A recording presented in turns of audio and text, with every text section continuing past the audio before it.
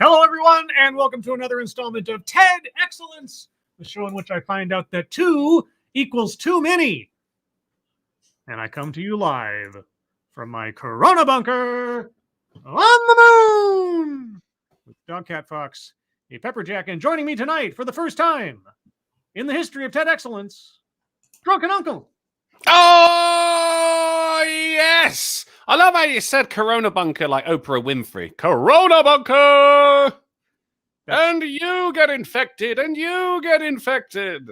That was always my target. I'm glad you're the first You person nailed to it. recognize it. You nailed it. Yeah, you're the first person to recognize that was my intent this entire time. That was a secret, guys. I'm glad. All right. Yeah, Drunken Uncle. See, sorry, go ahead. I'm already supporting you. I've been here 30 seconds. I'm already supporting you. I know. It's amazing. And hello to all of you out there in TV land. Hope you're all doing well on this Monday, special Monday edition, because Drunken Uncle has a different time zone and a different schedule. And so I wanted to make accommodations because it has been on my mind to have him on one of these for quite a while, but it was always a matter of timing. So I'm glad to have him on. Hopefully. Now you supported me. Well, yes, because on the 20th, turnabout is fair play and all that, I'll be co-hosting on the AAA stream, which happens on Mondays about an hour and a half, 2 hours before this on any regular Monday. So look for me on the 20th over on the AAA stream because Sinatra's going to be out and I'll be sitting in for him, I believe, is the Yeah. Big shoes to fill, but I've heard you got very big feet. And you know what they say about scribes with big feet? What do they say? Nothing. That is not a saying. Okay. Let's see who is joining us tonight on this wonderful night of wonderfulness. Let me scroll up a bit. Matt Barnes, hello. Unfair Ophelia, hello. Mike R, hello. Cynic, hello. Zach Osborne, hello. Joey Mace, hello. Sean Uli, hello. Nobody Not Me, hello. Jonathan Peterson, hello. Swirl Blue, hello. Bridget, hello. Zeke Weiss, hello. Emperor WR Costin, hello. Some Nation, hello. Rotten Corpse, hello. Demon Resurrect, hello. Little Mo Sislak, hello. Roger Reynolds, hello. Conleen Bernier. It's always a good day when you can say Bernier. Mike Savage, Blarg. I almost said Mike Blarg. That would have been funny. Old Man Enfield, hello. Spittle Buddies, hello. Fucktard 5, hello. Okay. Robert Pickens, hello. Random American, hello. Let's see. Leo Prime 75, hello. Simon Willikins, hello. Jay Seo, hello. Attack Alpaca, hello. Hammond Beans, hello. Big Dave 1066, hello. Dom O'Leary, hello. So there you go. Hope I got everybody. If I missed you, I apologize, but there's so many of you. Thank you for joining us. So the wonderfulness of tonight is beyond the binary nonsense. Mm. I'm guessing we're not going to be talking about basic computer programming or mathematics. No. But that being an assumption, who knows? Maybe it is. I haven't watched it ahead of time. It's good, that's good, because we both, since we've been on you, at least since we've known each other on YouTube, we've been swimming amidst the binary nonsense. We've been balls deep in it, up to our chin, you might even say, that we can bring this kind of commentary to the good viewers of YouTube. Never been beyond it though, so I'm wondering what's out there. It's like what's at the edge of space. Green hair. I've grown up my entire life within the binary nonsense mostly. So yeah, this will be an adventure of some sort or another. Speaking of adventure, our guidepost for tonight is bingo card C as in cat. You can find links to the bingo cards in the description below. So get your bingo cards ready. We will see how many bingos, if any, we get. And that reminds me, I still need to make up. It's going to happen someday, I'm sure, where I do one of these and the bingo card gets no marks on it at all. And I need to come up with a stinger. I need to come up with a stinger for a completely blank card. I've done one for a fully filled out card, which I've only had to use once, at least legitimately in a show. But I got to figure that out too. I know exactly what I'm going to use when I do it, but I got to get that cooked up. Anyway. It's exciting, though. It's exciting. Oh, come on. Yes. Oh, well, on the off chance, I got to do this too. On the off chance that nobody here knows who you are, Drunken Uncle, who are you and what do you do? I'm Drunken Uncle. I make offensive videos on YouTube. There you go. That's all I've got, I'm afraid. Moment of realization that is all I do. Yeah, fair enough. And speaking of things that I should know to do better by now after having done these all the time, I completely spaced on putting Drunken Uncle's information in the description. So I will remedy that as soon as the show is over with his Twitch channel and his YouTube channel and his Twitter and his Patreon and the whole 9 yards to make sure I make up for that. But in the meantime, I'm sure there are certain individuals in the chat who already have access to this information and can put it in the chat for other people to peruse in the absence of it being there right now. 100%. I'm looking at Dom O'Leary more than anything there with the wrench. You're already able. You know me. You're good. Viper Sword's in the chat. Hey, Viper. I don't usually have you in the chat, so there, I give you. Viper was just on the AAA meeting, actually, standing in for Polydub, who was showing up a little bit late. So she came in and she did a fucking excellent job, as always. Thank you, Okie Native. C is for adult Colombian crystallized confection. I suppose it could be. Yeah. Right. It took me a second. I was like, yes. I was thinking Pepsi. Yeah. Mm-hmm. All right. Well, with all that being said, I'm going to start off with a few seconds for sound test. If Drunkle can hear it, I know the rest of you can. And then we'll proceed to learn about how to get beyond the binary nonsense. This one clocks in at 12 minutes and 7 seconds. I'm sure Uncle and I can pad that out to at least an hour and a half. I'm just really worried that if we get beyond the binary nonsense, like, is there a chance that we're not going to be able to come back? I'm not sure what lies beyond the wall of binary, so I guess we'll find out. Yeah. I'm going to say goodbye to your loved ones. About what is becoming a more complex topic, and I would argue that it's actually not becoming more complex. I think we're actually finally unpacking gender. Okay, who wears a three-piece suit with no tie? I'm going to take a Carl guess. Street. I'm guessing he's a teacher or a professor of some kind. Yeah. And he's a cool professor. Oh, he's doing like smart casual. Like he's going to pull out a chair and turn it around and sit on it the wrong way and be like, let's really rap for a second. Yeah, that kind of guy. Yeah, I can see that. Total prick. Yeah. But I'm assuming then that you can hear it. I can hear it. Yeah. All right, good.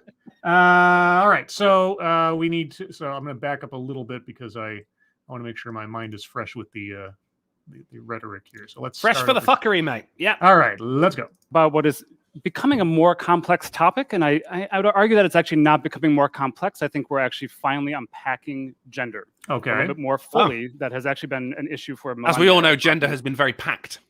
Well, actually, usually when I unpack gender, it's usually when I'm taking the girl's clothes off. But that's just me. Yeah, for me, I got my gender from IKEA, so like there's bits everywhere, and like, it always comes with an Allen key, and I've got like a drawer full of those now. You know, like what do I do with that?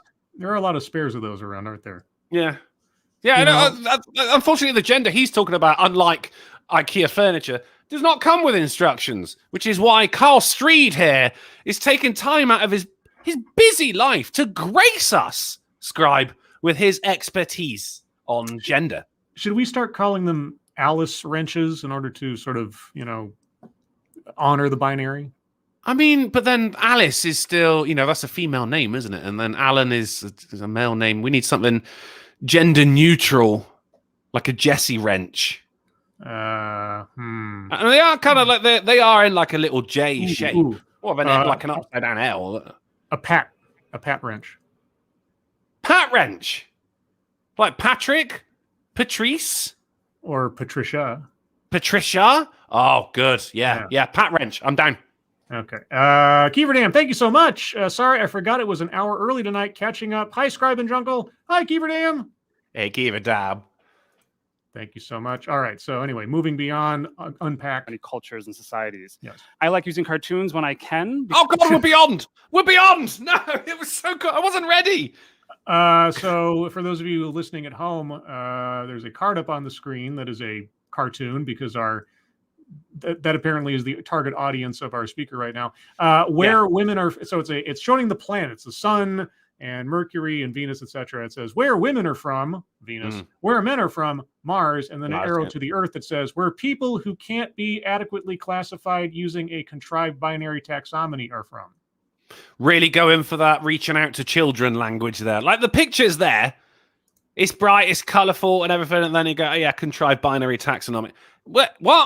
Carl, what the fuck are you talking about? Contrived binary, you say. Okay. Robert Pincus, thank you so much. If no one has said yet, happy Fortune Cookie Day. Robert Pincus, are you trying to take over the territory of tall person? Because it sounds like you're trying to take over the territory of tall. I'm fine either way. I mean, I'm sure if a tall person was here, he'd thank you for it. But Fortune Cookie Day. Okay. When was the last time I had a fortune cookie? I can't recall. But anyway, so women are from Venus, men are from Mars, and Earth is where there is no definition, apparently. Earth is where humans come from. Yes. A millennial, and this is where I learned a lot of lessons. Oh, that explains everything. Yeah. You learned a lot of lessons from cartoons, did you? Well, truth be told, I guess I did too. Mr. T, Alvin and the Chipmunks, Snorks, Spider-Man His Amazing Friends, Thundercats, Shirt Tails. Mr. T had a cartoon? Are you kidding me? Not like the A-Team. No. Mr. T. Mr. T, yeah. Mr. T, he traveled around the country with like a team of athletes that were like it was sort of like he was their trainer and they were sort of gymnasts. They're gymnasts, and they go around the country. And the beginning and end of every episode would be a live action segment of Mr. T, teaching a lesson, like Of course, yeah. Don't do drugs. I pity the fool. Don't do drugs. Whatever else. Be friends. That kind of thing. And I remember the theme song was Mr. T. It was very orchestral. It was back in the old days where cartoons had like a lot more class to them. See, we never had that. We never had that. Like you got like G.I. Joe. Yes. We got the equivalent. It's called Action Man, which I mean, you make fun of it, but it's straight to the point. You know what you're getting with Action Man. You're getting action, aren't you? Yeah, I guess every Rambo movie should just be renamed Action Man. Possibly. We never had Mr. T. We had Mr. U. What just we like putting U's in words, don't we? Yeah, curb, color. Yeah. Check. Yeah. He goes around correcting people's spelling. I think it's important to really kind of get to our notions. We always hear of like men are from Mars, women are from Venus. We always create these artificial binaries around what is gender. Artificial, like they're just constructed out of nothing. There's no observable fact of biology that actually denotes a difference between the genders. Oh, okay. They're just made up. Not to mention, we always hear men are from Mars, women are from Venus. That is actually a very boomer statement, isn't it? Like I've not actually heard anyone my age unironically say that. It's a reference to the 80s, more or less. I think that book came out either in the late 80s or early 90s. Yeah. And it's not really said that much anymore, except, like a joke. But a question for our speaker, at least rhetorically speaking. Why the beard? Why the haircut? Why the suit? Gender neutral beard. That exists. The haircut, we can't. If we see him turn around, we will see that is that hairstyle that we see a lot with non-binary types. If he had the sides like properly shaved, then yeah, absolutely. And he could be wearing a skirt. That's true. We can't see below the waist. Maybe, thankfully. Okay. And I would argue you can even go so further as to say like only people from Mars can love people from Venus, and only people from Venus can love people from Mars, and we know that's not true as well. Okay. I don't know. Yeah, since the Solar System Convention of 1988 came in, no, it is actually illegal for someone from Mars, a Martian, to love a Venusian. Well, I mean, not illegal. Things have changed, but it is still frowned upon. There you go. Interplanetary relationships, yeah. I'm all right with them, but you'll find a lot of people aren't. Let me back up a second here. Come on. There you go. We are on Earth. Things are much more complicated here. Things are a little bit more diverse. And I'm really going to try and get beyond what I'm going to call binary bullshit. So moving on to our next. Swear! He swore! Yeah, they don't. Truth be told, they don't usually do that on either TED Talks or TEDx's. That's interesting. He lulled us in with a cartoon, and then he swept the rug out from our feet with a swear. I love how he says, "Of course, we're on Earth right now," and there's a little titter from the crowd before he starts talking about fucking alien type genders. Well, I like how he started out using the planets as a metaphor, but then got back to talking about the temporal plane of Earth being more diverse. Like, well, which is it? Are you talking in metaphors, or are you talking about science? Or can you not tell the difference between the two? Oh wait! Oh, two! Oh, we got to get away from the two. Sorry, no, there's no twos, guys. Oh, that's binary. That's binary. Yeah, you can't. No, yeah. Okay. Cartoon. I like using this diagram. No! Oh, no!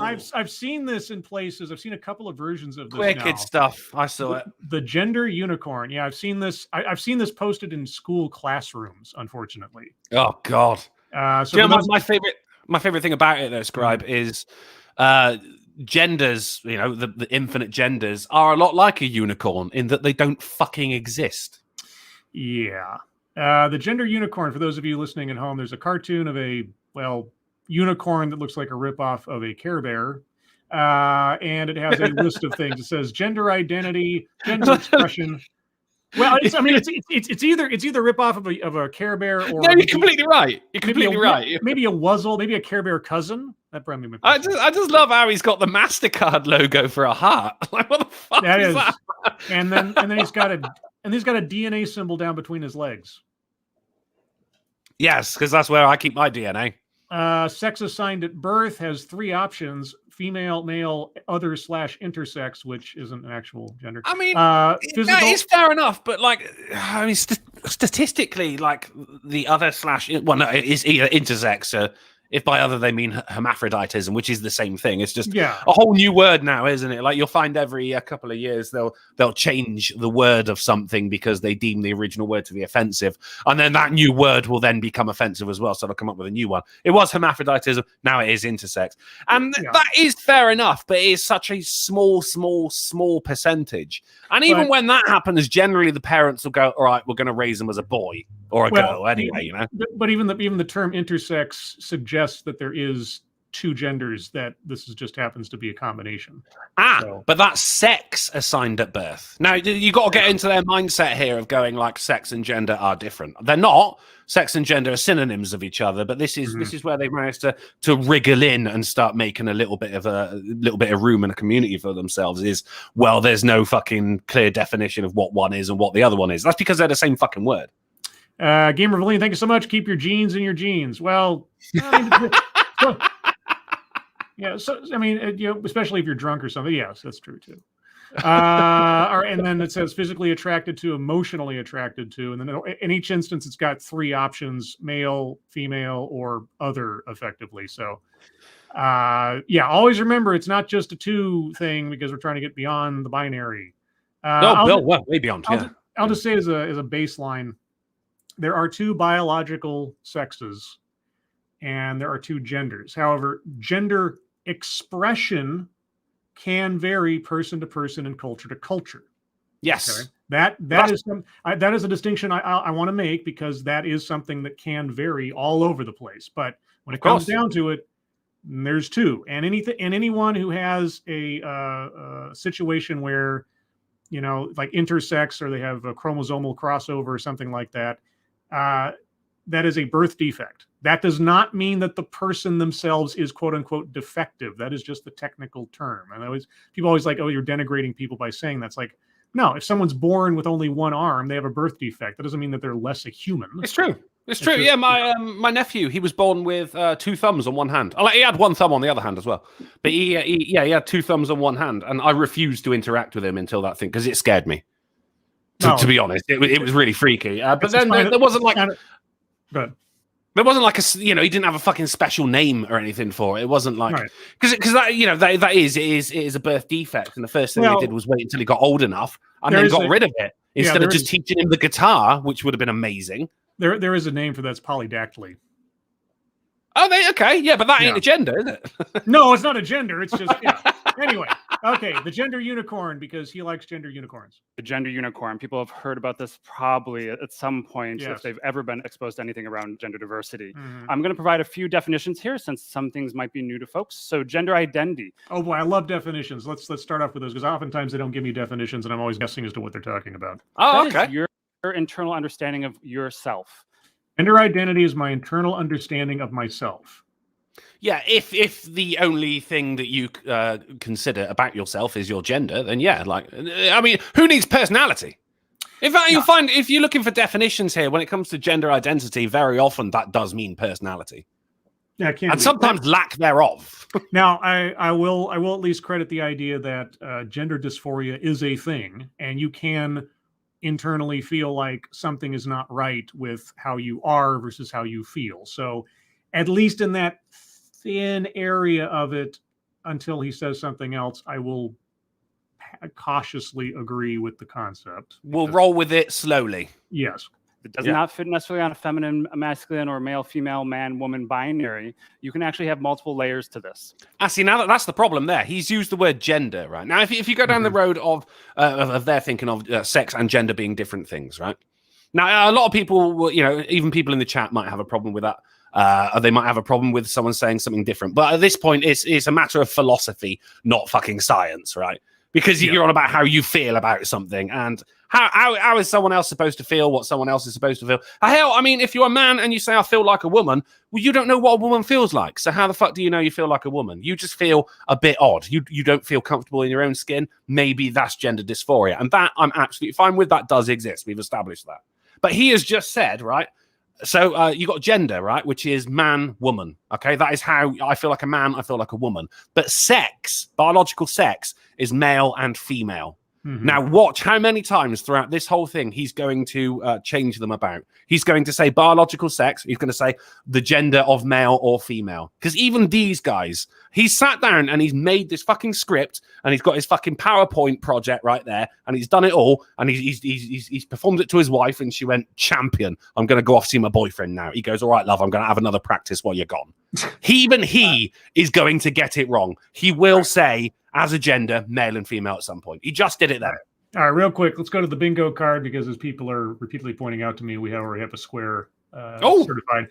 So first, circling free space, because this will go in a second. And yes, there is a list because he gave us a list of different elements to the whole gender unicorn thing. Let's go over the whole card real quick just as a review. First off, plays victim, not yet. Leaves out vital context. Not as of yet. Weightless example, we haven't really had any. Anecdote that probably never happened, not yet. That's my favorite.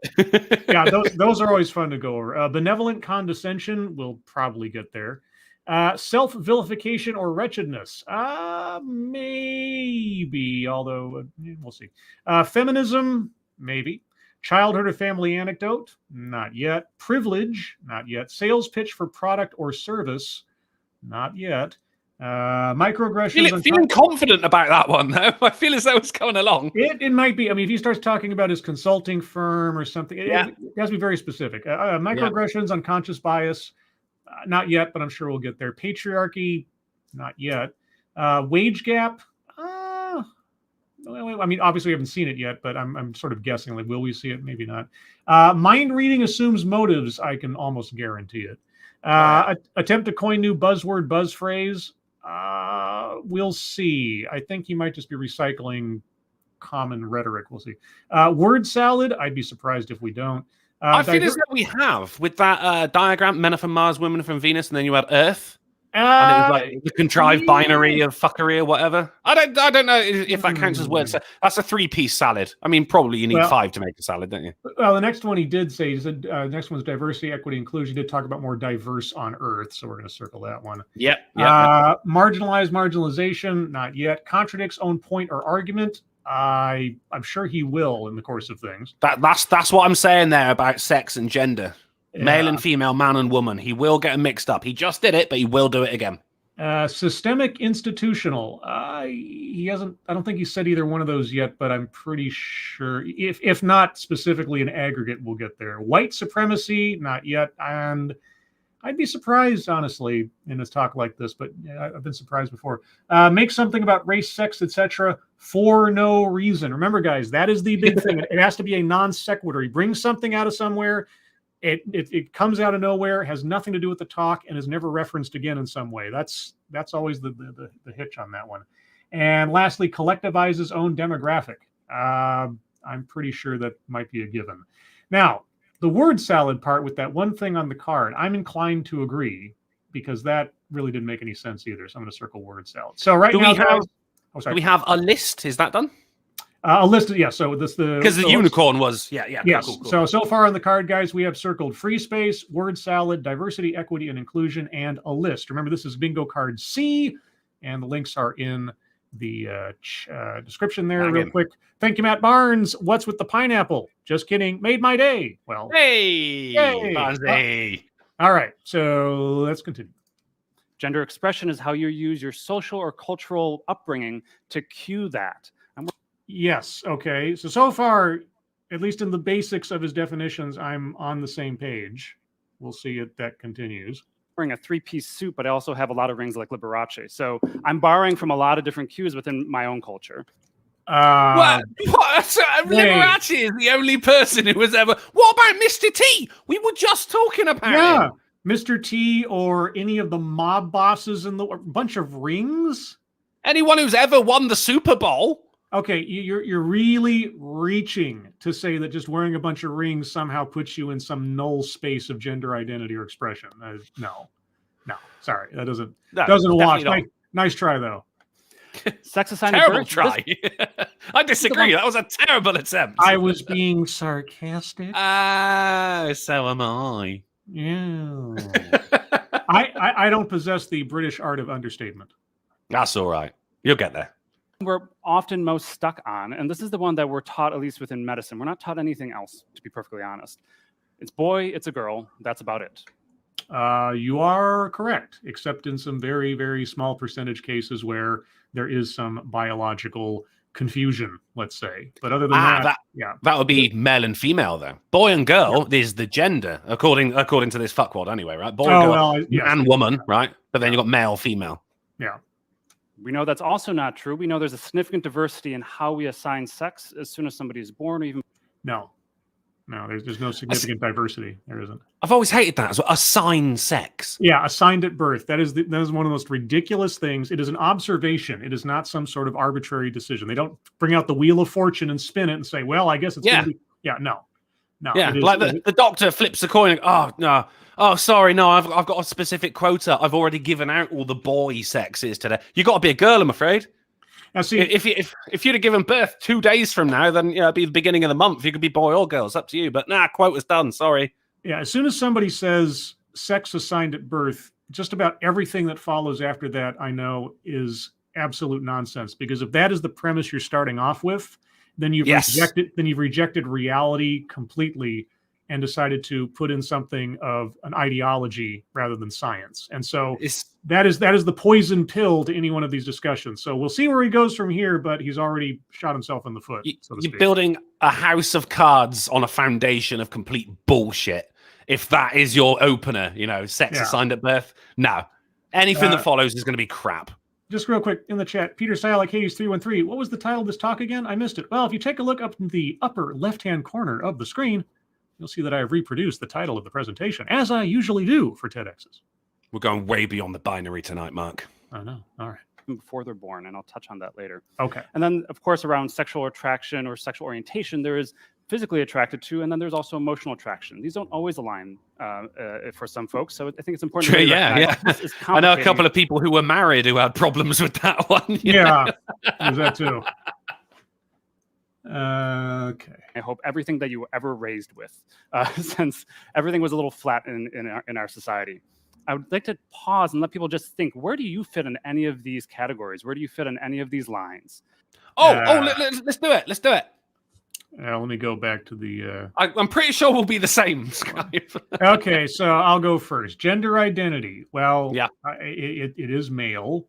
And man, not boy anymore, but yes. Gender expression, well, masculine. Sex assigned at birth, well, I reject the premise, but for the sake of this, male.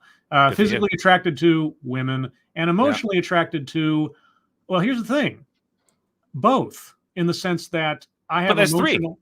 but no, both. I have emotional, I mean, if you're talking about like attraction as in romance, then women. But if you're just talking about like emotional connection, I have emotional connections with women and men. They're different, person to person and situation to situation. But yeah, I mean, I can be emotionally attracted to a man if that man in my life has a particular role. Like I mean, it sounds the whole phrase "emotionally attracted" sounds like if I say like I have an emotional connection with my father, that doesn't mean we have like an emotional relationship like we're having a romance. So I don't know.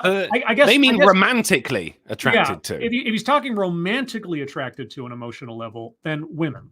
Yeah, if that's what he means, because that seems like kind of an ambiguous notion to me. But if he's just talking about romance, so if he's talking about physically attracted to sexually women, if he's talking about emotionally attracted to romantically women, those are my answers. Pretty standard. Well, I should imagine 99% of people, 99% of men were, fuck. It's difficult now, isn't it? 99% of unicorns would agree with you there. But here's the thing: is that if you are one, the other, or both on any of these things, except for the assigned part, that's fine too. There's no wrong answer here per se. So, most of the others I deem would be quite wrong. That's why I say one, the other, or both, because I kind of don't count these third options, which don't say one thing. Yeah. Or the other, so. I mean, the first two is gender identity and gender expression are the same thing as well. Mm-hmm. All right. So moving on. Kind of contemplate that. Think about that. Think about how you navigate your world, your day-to-day living as it relates to any of these categories. Because I guarantee you a lot of my patients who are trans or gender diverse think about this constantly. I can believe it. Your patients. Okay. So you're a counselor or a therapist or maybe he's a doc. I don't know. I have no idea who this guy is until he tells us. I don't know what his role in the world is. So he could be, maybe he is some kind of medical doctor. I don't know. I'd be on board with counselor and therapist, since he clearly already has shown us that he hasn't got a fucking clue what he's talking about. That's possible. If he were a doctor, then he'd be coming in with like something a little more scientific than the gender unicorn. But this, you'd hope. I'll back up a second here. Okay. Day-to-day living as it relates to any of these categories. Because I guarantee you a lot of my patients who are trans or gender diverse think about this constantly.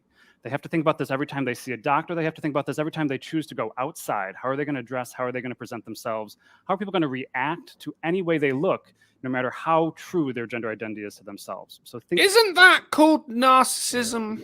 Well, okay. I recall being a sort of inadequate and awkward teenager. I cared a lot about how people perceived me, how I dressed, how I looked, how I was perceived. Not specifically necessarily so focused on gender, but being self-conscious is not unique to someone who is dealing with gender identity or gender. No, it's not, is it? No. Yeah. Being awkward isn't a gender. Yeah. Now, if you're obsessed, being a pubescent teenager. Yeah. Now, in a admittedly far changed society from when I was a kid, but certainly back when I was a kid, anybody that was deviating left from center, so to speak, they were going to be subject likely to looks and ridicule and so on from their peers, especially if you're young. That kind of is par for the course for being young, but certainly if you're dressing something outside the realm of normalcy. Oh, yeah, definitely. Yeah. And today it's not, I mean, admittedly, it's been a while since I've been in high school, but I am assuming from what I've seen around that it is not as much a taboo to, of course, it depends on the town or the culture that you're living in, the state or whatever, but it's not as much a taboo, at least in the sort of Western nations, let's say, to be different, for lack of a better phrase. It's certainly not going to be any easier because you're still dealing with yourself. You're not dealing with the statistical self. So sure, people who are dealing with those issues, I'm sure, I mean, because it is really about a sense of self and a sense of perception, not only your own, but other people. And when that, go ahead. I mean, I agree for the most part, but I disagree mildly. I mean, if we're putting this in the realm of, you know, your teenage years, your pubescent years, there were some people who, and there are some people who go out of their way to be, you know, conform, be like everyone else, fitting in and everything. Yeah. But then there's also people who make a conscious effort to go the other way, and that has always happened in every fucking generation that we've ever had. You know, yes. You look at the punk phase, the fucking mods, the fucking teddy boys, the fucking goths, emos. Difference is now there aren't as the generation we have are not going, I'm going to dress differently, I'm going to dye my hair, and I'm going to listen to fucking Cradle of Filth. They're going, I'm going to shave my head, dye it green, and shout at someone if they don't use my pronouns correctly. Yeah. Gender is the new emo. That's what it is for this generation. I swear down. And upcoming in the next one is people going to be faking disorders like schizophrenia and ADHD. I'm already seeing it. Well, no, that's been going on for a long time. Have you ever heard of headmates? Yeah, but I mean that's going to be like the mainstream counterculture because that's all this is counterculture, right? Yeah. Okay. Well, for the most part, anyway, there are some people, as we said, we did say gender dysphoria is a thing. There are a handful of people in the population who do genuinely deal with, and this is what I like to refer to as genuine trans, not the people who are taking it off and putting it on like a goddamn jacket. It's not a fashion statement. Right. Things to keep in mind. I've given a few talks around how to provide care for trans individuals. I've been asked to do it in under 8 minutes, which I think is mind-boggling, to try and explain all of trans and gender-diverse health within 8 minutes. So I often turn to what I would describe as a presidential form at this point. I ask questions on Twitter. Oh my God, no! Really? So you think 8 minutes to try to describe this is inadequate, but Twitter is a good platform to do it? What a use of your time, Carl. Fucking hell. Whoa. I don't advocate doing foreign policy this way, but was that a Trump? That was a Trump dig, wasn't it? That was a Trump dig, wasn't it? Yeah. Yeah. No more mean tweets, guys.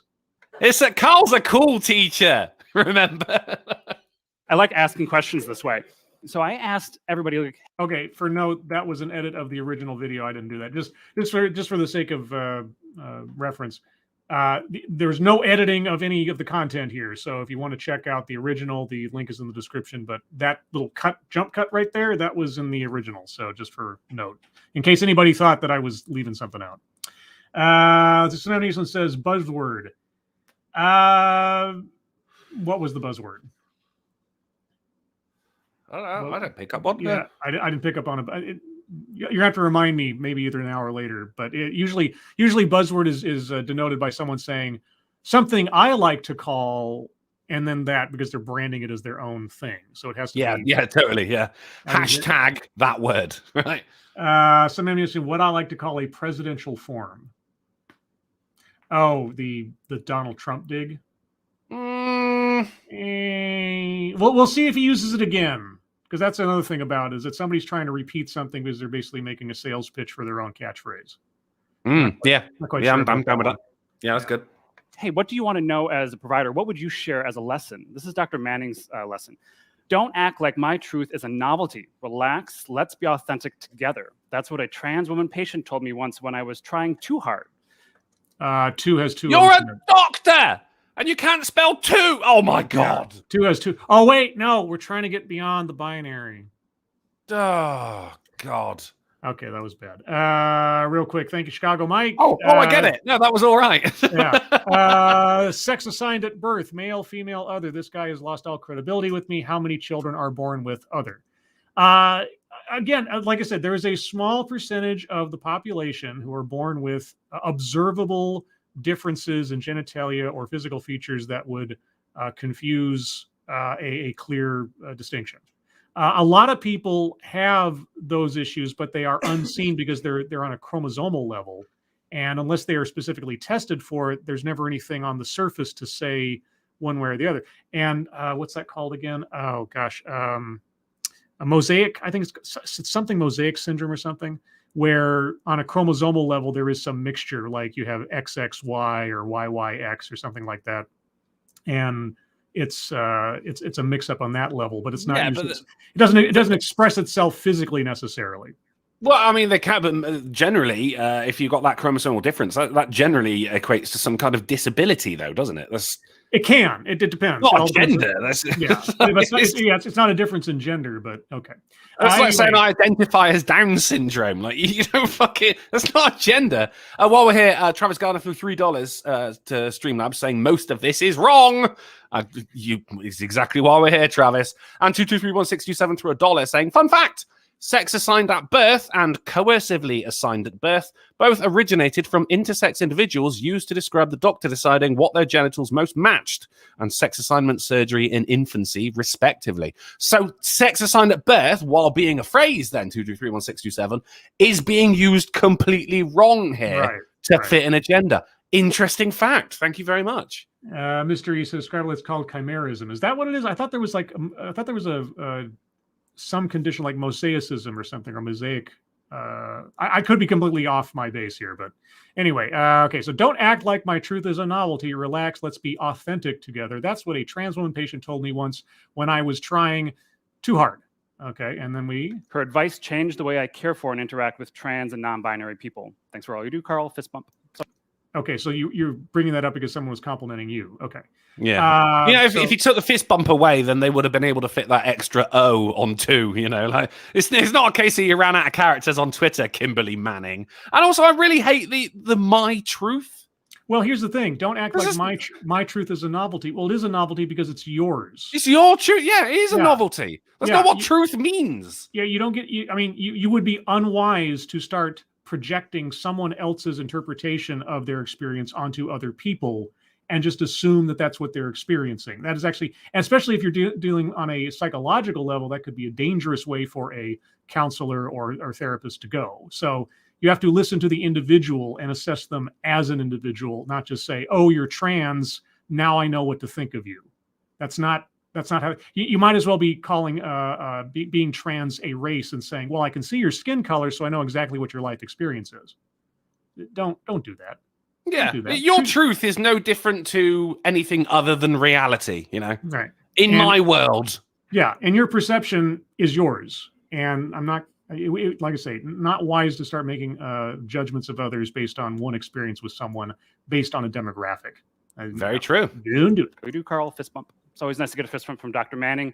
For those who don't know, Dr. Manning is the 270th full professor in academic medicine in the U.S. out of 38,000 full professors. Why not Dr. Womaning? Well, I was about to say, shouldn't Dr. Manning change her name because that's obviously very gender binary indicative. Just saying. So she's pretty badass. So when she's sharing this kind of advice, what you need to recognize is that I said earlier that trans individuals and gender diverse individuals are always thinking about their gender and how they interact with people, especially in healthcare. No. Okay, stop. You want to make you want to say that it is possible for people in a transgender situation to be thinking, fine, but you're talking about all of them all the time. This is what transgender people think. Right. So I'm supposed to just take your word for it that if I meet a person who I, for whatever reason, know is transgender, you're going to tell me how they all think because they're transgender. Again, this is no different than saying, and it is really, that, race as an identity therefore means this person is or thinks or was or whatever. Does that mean you're dehumanizing his own demographic? Well, it's not his own demographic. That's the thing. Yeah, no, you're right. Yeah. Yeah. If he said something like, as a cis white man or something, or whatever, something like that, then maybe. But so far he's collectivizing a demographic, not his. So let's look, he's wearing trousers. We can see now. It's not a skirt. That's true, and brown shoes. But it is a blue suit, so it's not necessarily a faux pas. Male color. It's important to recognize that might be how they're thinking. That's not how you need to necessarily respond. Okay, so I can know what they're thinking, but I have options. Okay. All right. Tell me. So in healthcare, people come to us for a lot of different reasons. This could simply be a cold. I don't need to really be focused on your gender at that moment. And that's the same for every interaction I would advocate when people are talking to transgender and gender diverse folks. Their gender, they're going to share it with you when they... We can agree on that, hopefully. Can we? If someone comes in for a physical health ailment, then you don't go, and what's your gender? It depends on what they're coming in for. And it also depends on whether there's any indications that might say one thing or the other, depending on what they're complaining based on their gender. If someone says, I don't know, I've got a lump in my chest, or I have a pain in my abdomen, there are going to be considerations that have to be taken into account depending on what gender you are biologically. Because, someone who's having ovarian cysts, it's going to be necessary for the doctor to have that idea that you might have ovaries if that might be a problem. No, trigger him. Oh, sorry. Okay. No, you just ignore it. Just ignore it. I'll be stupid now. Okay. Sorry. It's fine. So focused on it, and you shouldn't be trying to figure out who belongs in the right restroom. That's another issue that we'll get to. Oh, okay. It's an Next issue. piece of advice comes from the remarkable Jessica Hallam. I say that because she... Oh, patriarchy. It's right there on the screen. Circling. Patriarchy. Oh, It's a direct mention, so that's easy to do. Patriarchy on the board. All right. And remember, everyone, for those of you that might not have done these before, if you have arguments for squares to be circled that have not yet been circled, hold on to them. There will be a time at the end of the show where I will go to the chat for any arguments for squares to be circled after Drunkle and I have had a chance to go over it again. So isn't there a thing though, even with healthcare, for instance? I'm being wildly specific here, but say like you got a lump on one of your balls, right? You're going to feel a lot better if you have a male doctor who's having a feel around there because he too has balls. I mean, I guess it could be. I mean, personally, I just sort of that part of my mind kind of goes away when I'm dealing with my healthcare. If the person there is a trained medical professional, it doesn't really matter to me what's between their legs, so long as they know how to operate the things between my legs. So yeah, case, yeah. But the worst thing when you get a prostate exam is to get an erection. Because you got a female doctor doing it, you know. That's the worst thing. Yeah. All right. Moving on. Yeah. Medical advice from Drunken Uncle. Officiated my wedding, but also because she's also what I would describe, and she would really describe as kind of like old school lesbian in terms of her approach to society. Old school lesbian in terms of her approach. Okay. Brow burner. He's not going to tell me. No, that's feminist. But I don't know. He's not going to tell me. I don't know what a old school lesbian means and how I'm like. What is the definition of an old school lesbian as far as determining their perspective on society? What does that mean? I wonder. Hates all men. I mean, well, presumably, if they're a lesbian, then at least in the sense of romance and physical attraction, then sure, that's fine. No, I mean, hates all men. Like there was the whole fucking reclaim the night thing, you know, when that happened. Don't get me wrong. I mean, that was feminism as well. But then you're talking like this is old school lesbian going hand in hand with old school feminism. She wears a fucking 3-piece suit and fucking rings and has a haircut like that, you know? Yeah, if she's bringing up patriarchy, you might be right. Let's see.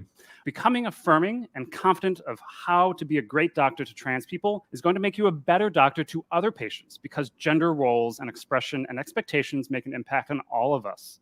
This first one I really want you to think about. 9 likes. I'm thinking about it. I'm really thinking about it.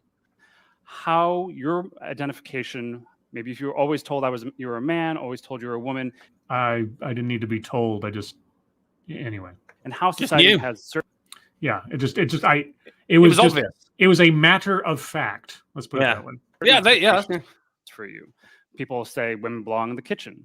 People say men should be out there doing heavy labor. Things like that. Should be or do? He didn't just say labor though, did he? He said heavy labor, and now you're looking at the physical differences between biological sexes. There, like you fucked up there, Carl. You fucked up. Yeah, sexual dimorphism is a thing. Also, as far as like women in the kitchen. I don't know. Most of the cooking shows I see these days, you got Iron Chef and Gordon Ramsay and everything else. I think men might have taken over the kitchen in a lot lot of ways. It's a long time. Fashion. As well. It's a long way since Julia Child. For those of you that remember Julia Child. Anyway. I was raised in a very masculine household. Bullshit. I would be absolutely surprised if that were true. Is that an anecdote that probably? Actually, no. Take it back. This is a childhood or family anecdote, so that's enough. So on the board, childhood or family anecdote. Now, it's a goddamn lie, is what it is. Depending on how far he goes with this, it might also be an anecdote that probably never happened. But let's listen in. It was military, very much. My father was a lumberjack. And his name was Butch. He was in a biker gang. These kind of things. So you're the rebel. Yeah, okay. He's the black sheep, the rainbow sheep of the family. You've always been rebelling against. Okay, now, in that sense, that's an anecdote I can believe. But so if he's saying, okay, let's see where it goes. These are the expectations that are laid on us that don't always fit, and those expectations can create a lot of stress. And that kind of stress actually does get internalized and leads to significant health disparities seen in not only trans and gender diverse folks, but also in everybody. So it's not unique.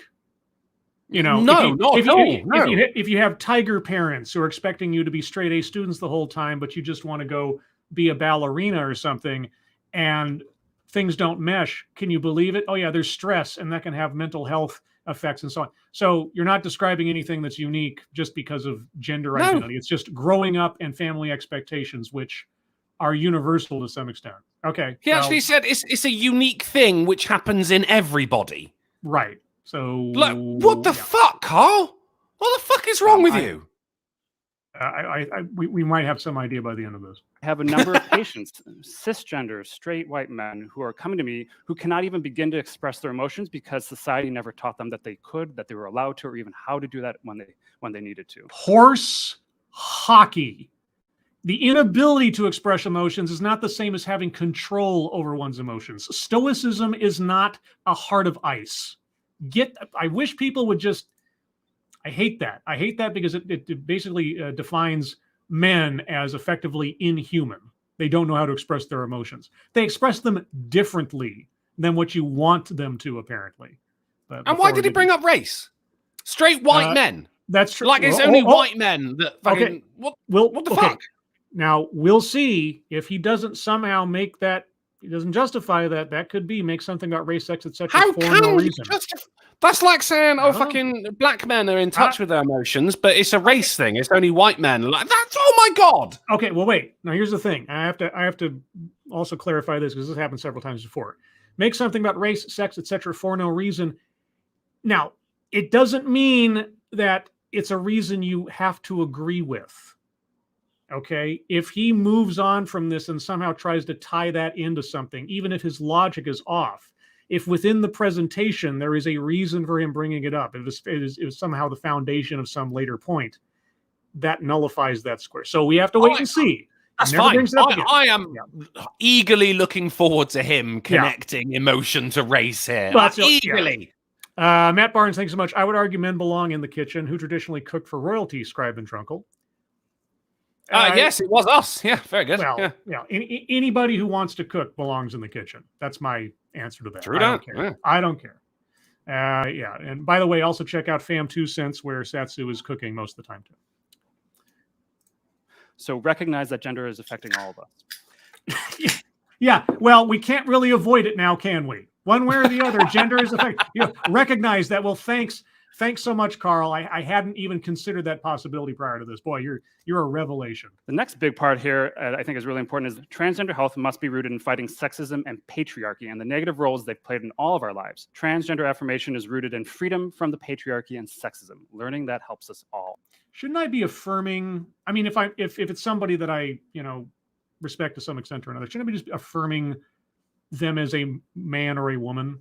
As a human. Well, first and foremost as a human, but if they've gone to the effort and it is their realm to not be the gender they were born, at least, visibly, functionally, everything else, should I be just affirming their gender, not them being transgender? Isn't the idea that they're going through all this effort to move into that other side of life and to be recognized in that way? Yes, the transition part. No, I mean, you would have been right 10 years ago, Scribe, but no, trans itself is a gender, you see. Apparently so. It's a category you can never escape, which is the whole, I thought, purpose and meaning behind the process. But anyway, here we are. It depends, doesn't it? Because, I think I had a bit of a revelation a little while ago. You look at the likes of Riley Dennis, okay? So now Riley Dennis says, I'm trans. But has actually made no effort to transition at all. There's not been any hormonal supplements or anything like that. No surgery or anything. So what Riley is saying is, I am a transvestite. I dress as a woman. And that still begins with trans. So I think a lot of people are getting the two either mixed up or doing it on purpose so they can get in that T in LGBT, Burn it down. I'm telling you, just burn it all down. The way our society has really set up issues around sex and gender, around attraction and relationships, has been too binary and too restrictive. For you. I don't think it's been binary enough. I'm stuck, unfortunately, in this little circle. Normally, I'm stuck in a box, and that's really restrictive in terms of how you can navigate. You put yourself in that box, Carl. You're putting everyone in that box, Carl. That was lame, Carl. That was so lame.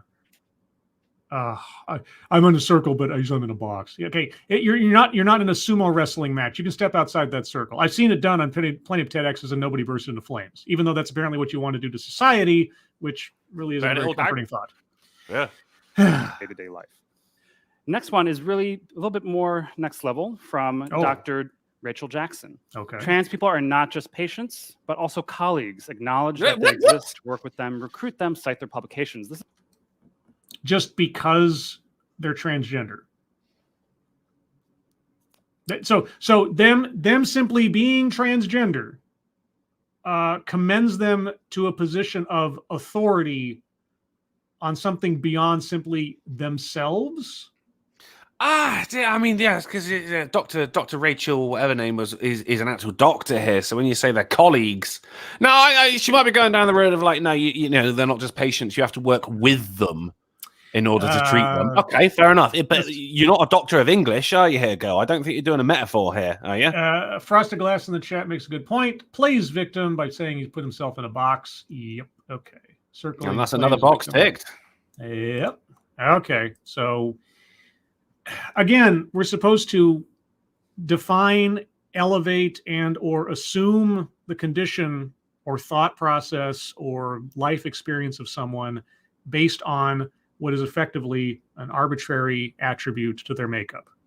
Okay, because being transgender or having gender dysphoria or something else is a unique situation for most people. It's true, but it says nothing about who you are, how you think, how you live, how you treat each other, how you treat yourself. Doesn't. Okay, this constant refrain of turning just abstracts into definitives, and then being able to group everybody under these demographics without having to think too hard. Like, well, I see somebody, they look like this or they act like this, so I know exactly what they are, how I should think about them. It's really dangerous way of thinking. It is a very human thing to categorize everything. We have been doing that since forever, you know. Like sure. Look at libraries and shit. We do categorize everything, but then the categories get too silly, don't they? Well, it's not just that. It's that dismissing the possibility of there being a variance. That is the thing. Yeah. I mean, if I see somebody walking down the street and they're dressed very nice and they're well kept and everything else, I could make a reasonable assumption that this person isn't poor. Let's say, okay, I can make a reasonable assumption. I could be completely wrong, but it wouldn't be beyond reason to make a sort of judgment like that person probably is not in dire straits financially. Okay. Yes. Yeah. But just by looking at them, do I know the quality of the person? Do I know what their life experience is? Do I know that by looking at them, I should pity them or elevate them or something else? Sure, there are some things that are just sort of reflexive, snap judgments that we all make by looking at someone, given the circumstance and the environment and everything else. But ultimately, if I met that person, talked to them, what would I know inherently about them? What judgment could I make on the quality of their life or the quality of them as a person? Don't know. Until I know otherwise. And on top of that, you're just walking past them as well. If you got that, if that assumption was incorrect, it doesn't affect them in any way at all. So why is it so important that we need to know what to think about someone, or not know what to think about someone by glancing at them? Now, like in context of these tweets, they are on about medical treatment. Which is different. They're talking about patients and healthcare. I'm still waiting to hear, like, are you talking about actual, like, medical healthcare? Are you talking about, like, mental healthcare? Like, I still don't know what our speaker does. He talks about having patients and things. So, he's a teacher. We know he's a teacher. He's a cool teacher.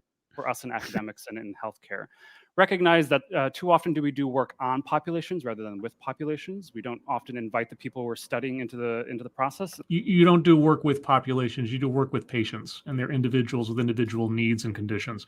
Stop grouping everybody else and saying that you're. This is the thing. Like I say, I know I keep stopping to do this, but this whole identity politics thrust of everything, where it's like, I know exactly how to think about people, and everybody's a monolith, yada yada yada. It's not healthy. Speaking of healthcare, it's not healthy. And that's a big. Can I have a guess of what his job is? Oh, go ahead. He works in psychology, but he's not a psychologist. Okay. He so we're looking at he like works with the statistics or something, because the way he just said, like we experiment on people and experiment with them or something like that, wasn't it? And we don't invite them in. So he has just been literally like fucking looking at surveys and extrapolating data from that. And that's exactly what he's doing right now. He's extrapolating data. If you're this, then you're this. And there's no chance of it being any different. All right. Sorry, my phone was beeping at me as it usually does. Okay. We try and do a little bit better within our own Center for Transgender Medicine and Surgery here by ensuring that we have patient navigators who are part of the community, who are ones really walking our patients through every step of the process. Transgender Center for Health here. Okay, so okay, presumably he is part of a medical organization. Now, is it a sales pitch? Yeah, let's wait and see. Like, if he starts naming it, it's. I mean, sometimes it's obvious. Sometimes it's like. So we'll wait and see. Like you just listen to this pitch for a timeshare, and we'll give you this set of golf clubs. Yeah. I mean, sometimes it's not all that obvious. Yeah, if somebody just mentions where they work or mentions their business or something and never really dwells on it, I don't usually think of that as a sales pitch. It's just them sort of like, here's the reason why I'm a person who is speaking from a place of knowledge. That's fine. We'll see if he like puts up a logo. If he ever puts up a slide that has like the logo of his organization and like pictures of people being happy and like, that kind of stuff, then maybe. We do have Zach Osborne in the chat who has looked it up. Carl Steed Jr., MD, MPH, is a physician by training and advocate in action focused on improving the status, health, and well-being of vulnerable communities. So he's an actual doctor. He's an actual physician. Doctor. Yeah. Okay. All right. Fuck. There you go. I was wrong. Oh boy. Looking to hire new folks as well. For those who are interested, Dr. Jackson, she's given me permission, is also an out trans woman, also on the job market. So something. Oh, come on. Was that okay? That wasn't a sales pitch for a product or service. That was a sales pitch for a person. Yeah, but they're just products to him. Like, we'll leave it. I want to back up a little bit just so I get the full context of that. Also, we're looking to hire new folks as well. For those who are interested, Dr. Jackson, she's given me permission, is also an out trans woman, also on the job market. So something to keep in mind. And the reason that's really important too is that it's not always easy to actually be out. In the US, You don't say. Well, it's because you're not meant to be out. You're meant to fucking, if you want to be a female, then you act like a female, don't you? You don't go around going, I'm trans. That's the thing that still catches my brain every time. It's like, that's not. It's weird, isn't it? It's not a third gender. I mean, it might be. Anyway, we this is the difference between what I say, what I call genuine trans is they just want to be left alone, whereas the people that are doing it as a fashion statement have to have people know that they are trans. But I mean that is a very, very obvious difference. When you go about, you see someone walking down the road in a nice suit and everything, then your first assumption is well off. If I see someone coming down the road and they're fucking top half of them is wearing like a lumberjack shirt and the bottom half is wearing a skirt which has got tears in it, and it's got like tax the rich written on the crotch, then I'm going to go, yeah, you're all about what people think about you. You are not the good kind here. Right.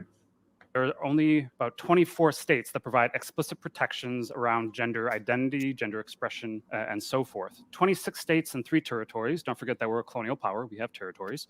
Okay, well, now it is true. It is true that there is a lot of debate over the black letter law regarding civil rights and how the word in the Civil Rights Act and so on, where the word sex is used, that word has been used to be extrapolated out to cover things like gender identity and sexual orientation and so on, when by definition and by the letter of the law, it actually does not. Now, I don't see any reason why there shouldn't be that language in such laws, because things have changed significantly since 1964 and so on.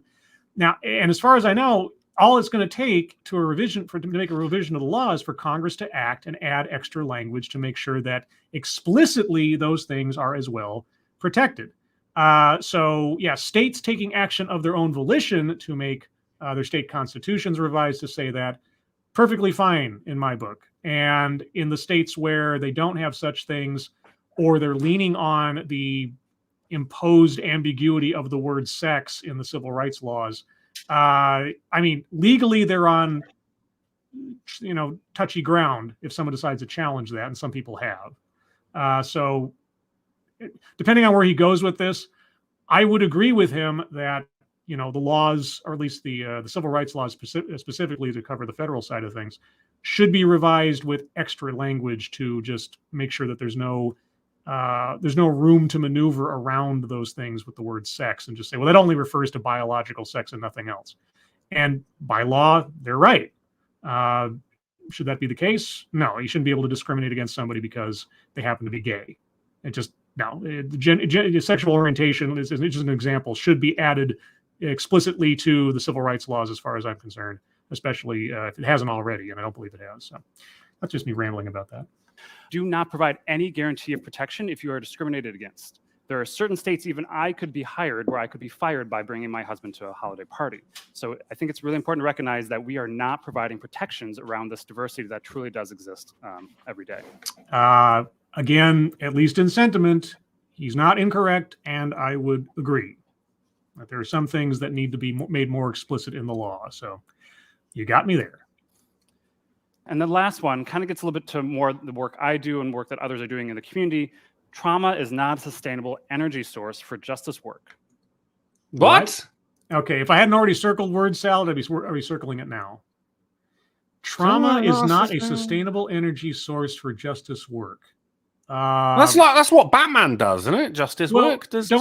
Don't you need there to be some kind of, I'll just say, societal trauma for there to be a justification for justice work? Am I just being too sort of nitpicky? I don't.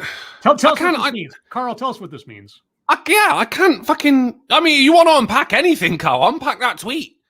Trauma motivates a lot of what people do. And we've heard a lot of examples so far where something bad happened that motivated people to change because they were angry, they were frustrated. Yeah, well, I mean, okay, justice work implies that there is an injustice that needs to be addressed. And you cannot get to injustice unless someone has, in some way, shape, or form, literally or figuratively, experienced trauma, if that's how you want to define it. So I'm not quite sure. Take me with you, Carl. Tell me how this is not supposed to work. It's a traumatic experience. Great way to start a movement, not a great way to sustain it. People burn out. We've heard many cases where people get burned out, have to leave a movement. We've heard of people having premature health conditions. We know of people having heart attacks at young ages. Well, the thing is, though, Carl, I hate to tell you this, but unless you have a persistent source of trauma, the money stops rolling in. Oh shit! Yeah, the big pharma method. Yeah, yeah. If you're talking about movements, especially these days, unless you can create a perpetual trauma, if you actually reach the goal of whatever it is, then the fundraising stops. So trauma and trust me, anybody who burns out in the movement, they're an expendable tool for the movement. The movement doesn't care about the individual burning out as long as the movement is still moving. Could we consider then that is why he's doing this TED Talk here? He's basically advertising, hey, you might be trans, come to me. In which case, he's selling a product. Like the more people who are aware about this, then the more people are going to go, oh shit, okay, I need this guy's help. If he brings up his organization once more, then I'll circle it. I'm still a little on the edge if he's doing something informational versus a sales pitch. So let's wait and see. I'm not saying it for the sake of the bingo card, but for the sake of, like, he's a massive cunt then, isn't he? Like, because of the stress that's associated with trying to sustain a movement like this, it's not possible. I do give these talks a lot. It's really uncomfortable as an introvert to give a lot of talks, but I want to make sure people are thinking about this kind of stuff. The reason I do bring this up is a number of traumatic experiences where I've had doctors walk out on me when I've come out to them. Have you? Doctors walked out on you when you came out? Okay, what do you mean by coming out? Well, he's gay. Well, okay. So, okay, depending on the part of the country you're in or the morals or values thereof, I guess that is not an impossibility. Well, no, I mean, depending on the conversation, it's not an impossibility, is it? Yeah. Like, if he's a physician, and he sat there going, what do you think about Mrs. Jenkins? She's got varicose veins. She's been having trouble walking. Oh, by the way, I'm gay. Then I would get up and walk out at that point. Like, I cannot fucking work with this prick. A lot of people in the chat are saying X to doubt, and it's like, well, again, it would all depend on what... I'm hesitant because I have seen people in my real life who have been ridiculously and grossly discriminated against by people who should know better. So Yes. I can't say it's an impossibility that a doctor has somehow become unwilling. Like especially if you think back, and a lot of, maybe some of you in the chat do not remember this because you're too young, but there was a time where to be gay or to be known or to be discovered as gay also meant you were contagious with AIDS. Because way back when, before it was called AIDS, it was called GRID, gay-related immune deficiency. And so from the very beginning of the discovery of the disease, it was inexorably tied to being homosexual. And so if someone was a homosexual, therefore they were like a plague dog.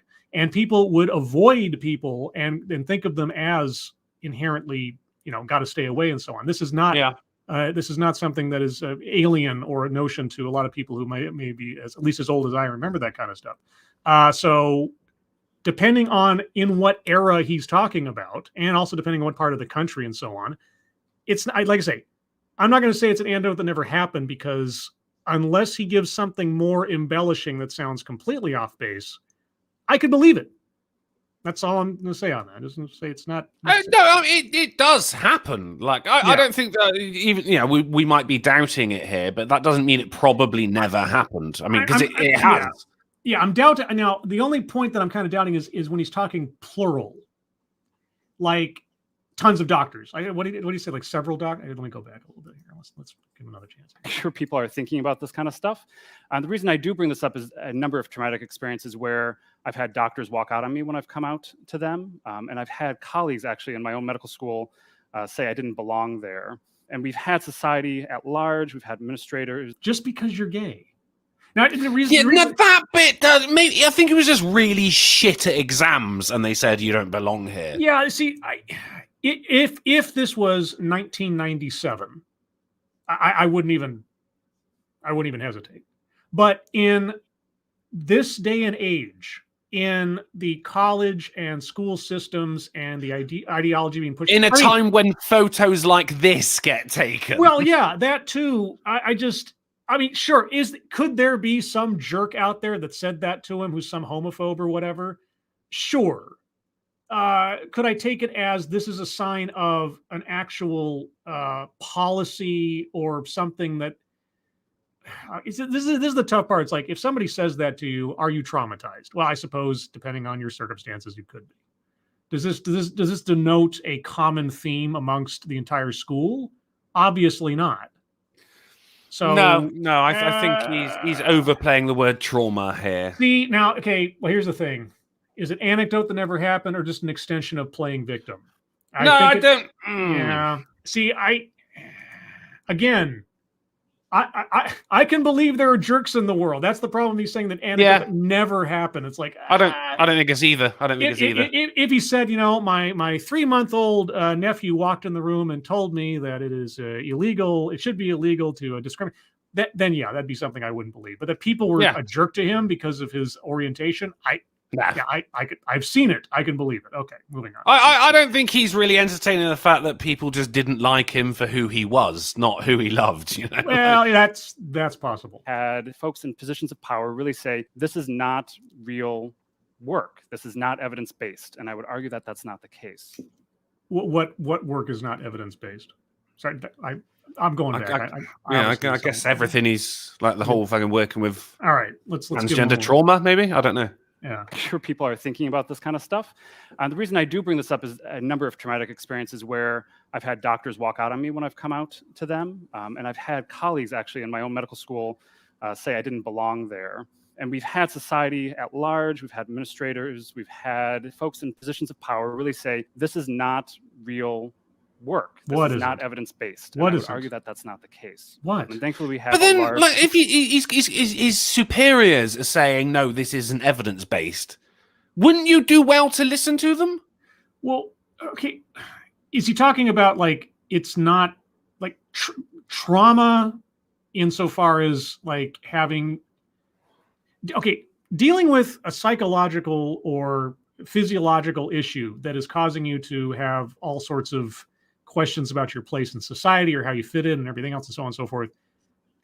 People are telling you that that is not evidence-based because, I mean, it is technically one of the soft sciences in that sense. Yeah. It's more a psychology thing than necessarily a physiological thing. But I mean, any kind of trauma that affects your sense of self, your emotional state, your mental state, that's not some wacky idea. Psychology's been around forever. So what I need him to tell me what somebody's telling him is not really science, because I'm not understanding, because we need to know what he actually does in order for us to understand what he's, because the thing is, he's been talking, what's this, 8 minutes, and he's not actually said very much at all. I'm getting ready to circle leaves out vital context unless he really starts giving us some details. He's only got a couple minutes left, so let's give him some space. Good luck, Carl. Here, who really try and do something about that. This is actually a picture taken at MGH when I was a fellow at Brigham, where we were trying to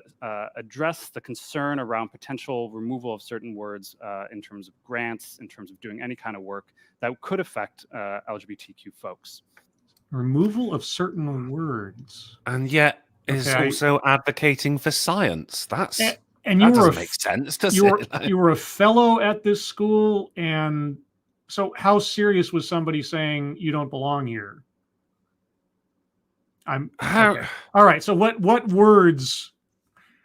You're talking about science. What words were being removed from grants that were a problem? The benefit of this kind of work is that if I ever feel burned out, I can take a breath. Is that what you to take a breath when you're burnt? Okay. Wow. Okay. I mean, I do that all the time, mate. Like, I must have been burnt out since I was born. You know what I mean? Yeah, exactly. I mean, geez, I just kind of do it on reflex. I mean, what does that say about me? I came out of the womb like, no, take a breath. Fuck it. Bit of this kind of work is that if I ever feel burned out, I can take a breath. The way a choir actually sustains a note is not that everybody's holding the note for the entire time. It's that people are taking strategic breaths and the choir carries the rest of the note. Yeah, like I said before, no individual in a movement is all that valuable when you have a movement. So you burning out, it might matter to you, it might matter to your close friends. The movement couldn't give a less shit about you, especially when it's not motivated by necessarily altruism so much it is about victimhood and profit, which a lot of these things are. And I'm not saying they all are. I'm saying that when you start talking about, grouping people up into monoliths and pushing an ideology, it's less about benefiting people than simply pushing your own agenda.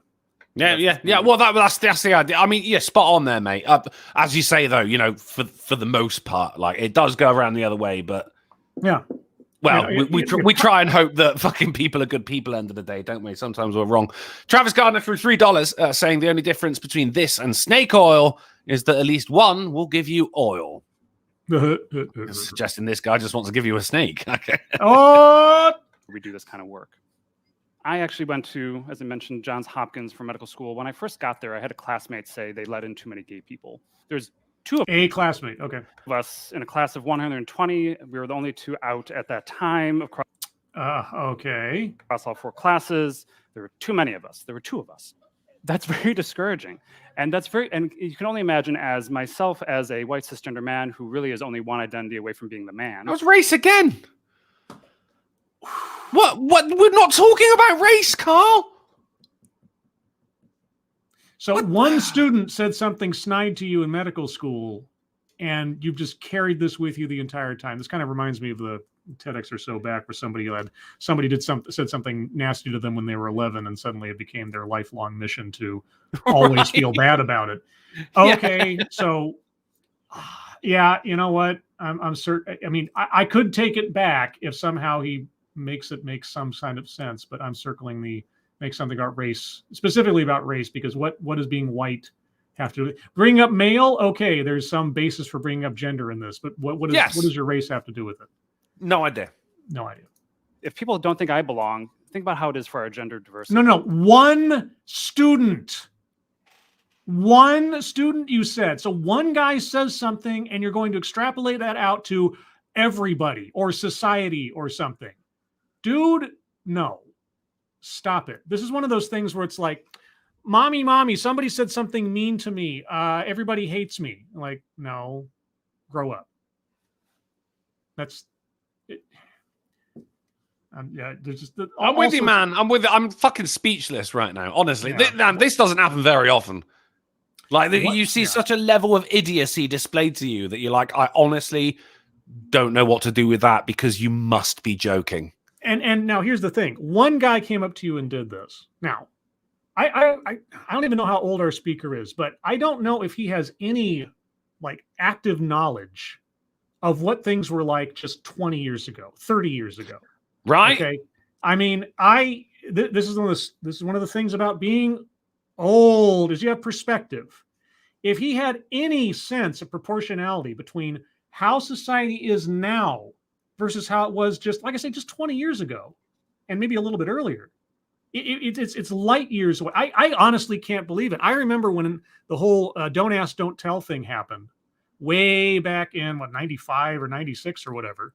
And even at that young age, I knew inherently how unfair and unjust that was, how stupid it was to make that something that you had. I mean, I wasn't even like a politically active kid or something, but just sort of on an inherent level, it's like, that's so stupid. But yet that was the common thing. And you saw that in movies. You saw that on TV. It always became an issue. Even in G.I. Jane, it became a plot point. I brought that up when we did the G.I. Jane review with Monkey and I. And also at the same time, we commented on how drastically things have changed. That guy you were talking about who insulted you, he was in the definitive minority opinion. And obviously, the fact that you and the only other out gay guy were there, well, doesn't that, I mean, why were you even in that school? How could you actually be out? If the school was not going to accept you, if society was not going to accept you, why did they expel you the moment that you came out? Okay, that guy represented the minority opinion, if you can believe it. And this is one of the things I was talking about before. We're like, you have to have trauma. You have to have a perpetual trauma to keep the movement going.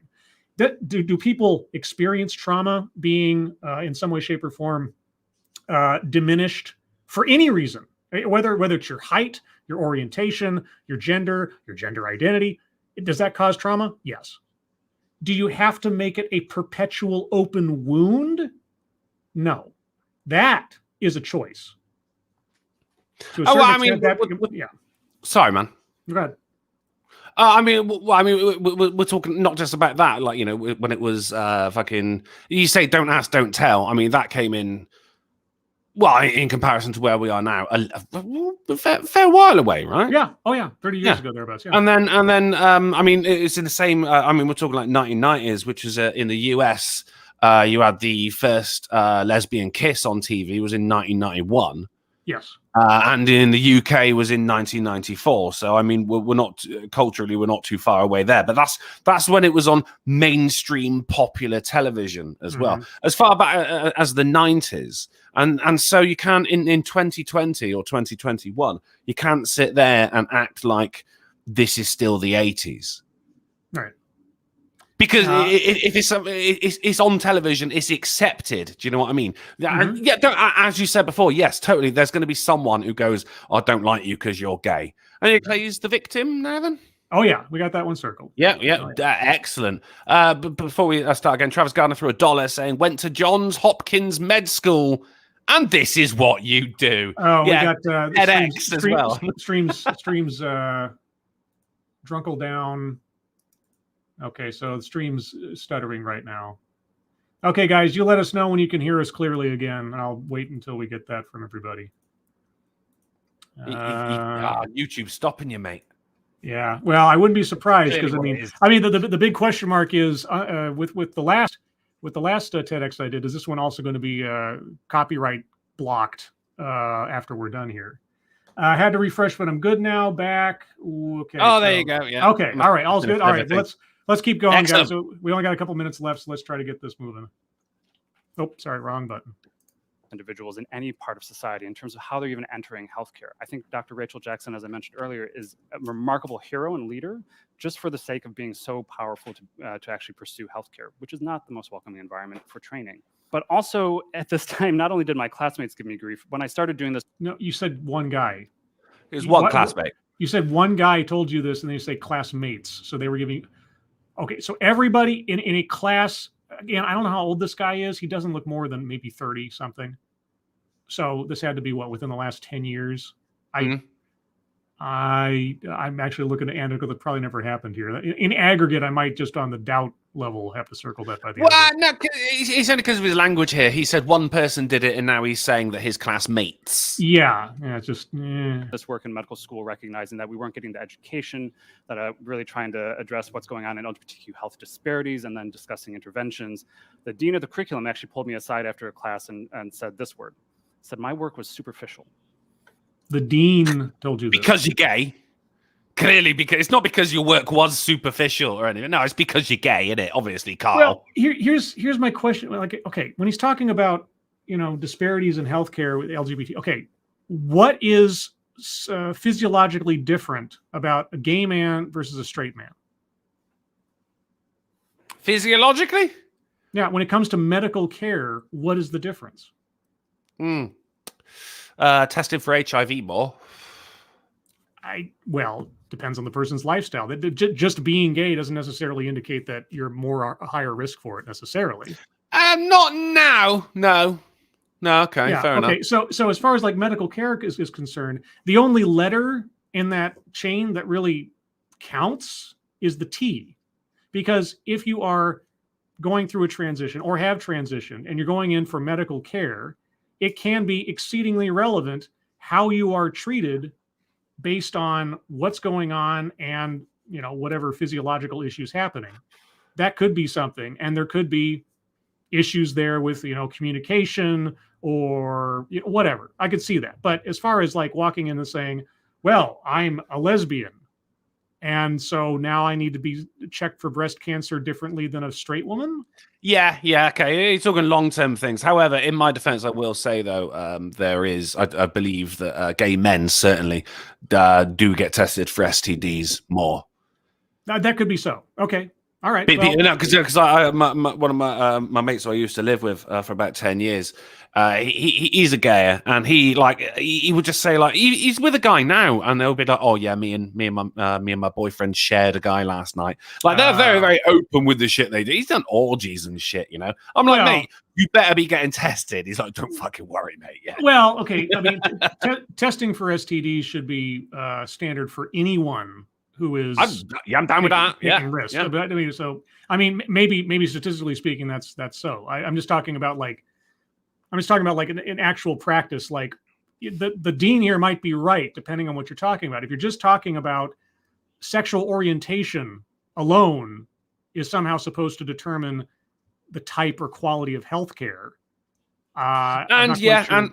In fairness as well, the doctor would say, are you sexually active? When was the last time you had sex? Right. Yeah. So on that sense, the dean might not be wrong in saying that's superficial. If we're talking about transgender, well, that opens the door for a lot of, legitimate discussion about that kind of stuff. But I'm agreed. Okay.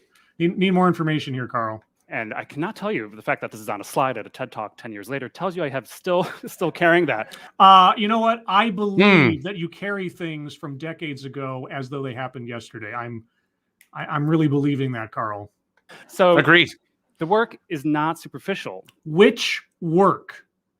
You have grouped together too many demographics and put them into the medicine category. LGBTQ plus No, which work? Right. On which people are you talking about? What are specifics? He's lumping in transgenders with gays.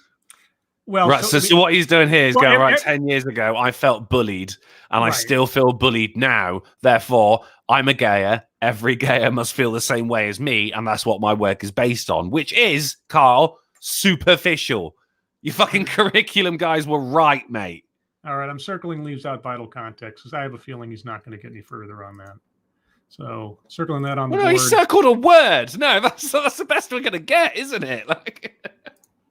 We have a number of curricula now within medical schools that are focused on what we describe as genes to society. This is the social work, this is the cultural work that is affecting everything down to genes. We know that discrimination, we know that experiences of stigma can get encoded within our own genes and passed on to next generations. You're talking about epigenetics? There's a theory about how, you know, trauma can be passed on, like sort of like mental disorders or stuff like that. But really, I mean, now, admittedly, I am not a geneticist. I'm not a medical doctor. I might be throwing out the incorrect terms here, just like I did with the whole mosaicism or chimericism or whatever. But is he talking about epigenetics? That's what it sounds like he's talking about. We know this to be the case. Generations. So some guy in some classroom saying you don't belong here because you're gay, that trauma is going to be passed down to your offspring. Is that what I'm to understand? So this is not superficial. Well, just because you say it isn't, it decidedly is superficial, because you're a medical doctor, but you're talking about genetic trauma. And he's in medical school at the same time, right? And this is the people that are teaching him have come and said to him, "Look, mate, you work because you got to get your doctorate, right? Psychology or whatever. So he's got to be doing some unique work." And his doctor says, his professor says, "Look, mate, this work is superficial. Like, I don't think it's going to pass the board if you present this. It's superficial. You're not breaking any new ground or anything here." And he goes, "No, it's not. Did you just call me gay?" Like, you just call me superficial? Oh. Right. Okay. Like, listen to the people. They're trying to lead you. They're trying to teach. Unless that professor was the one classmate that said there's too many of you here, then I'd listen to him, mate. He wants you to pass. It looks good on him if you pass. If he says your work is superficial, then just fucking write it down. Just have a think about it. And this is really happening right now. This is where the current administration tried to define sex as strictly binary. Sex is strictly binary. Strictly binary. Okay. This whole thing's about gender as well. Like, how is he? I told you he'd mix them up. I told you he would. This is exactly what I was talking about before. Under the law, the word sex does not include orientation, transgender, on and on and on and on. Okay, in specificity, in legal terms, it does not. This is a situation right here. This whole conversation about how the word sex is to be defined on a legal basis. This was the argument for Congress to act to clarify and to revise the law to add in new language to accommodate this. Okay, and so everybody's getting all up in arms over this, except for the fact that by the legal definition, as originally written, they were talking about the two genders, male and female. You cannot be discriminated against on the basis of your sex.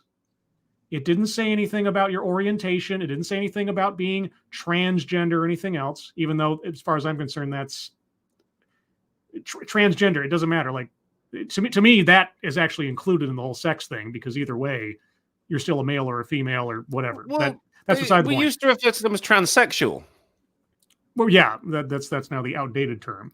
But either way, because this is again the conflating of sex and gender, isn't it? It was transsexual would be they have gone under reassignment surgery. Now transgender is I dress as a woman.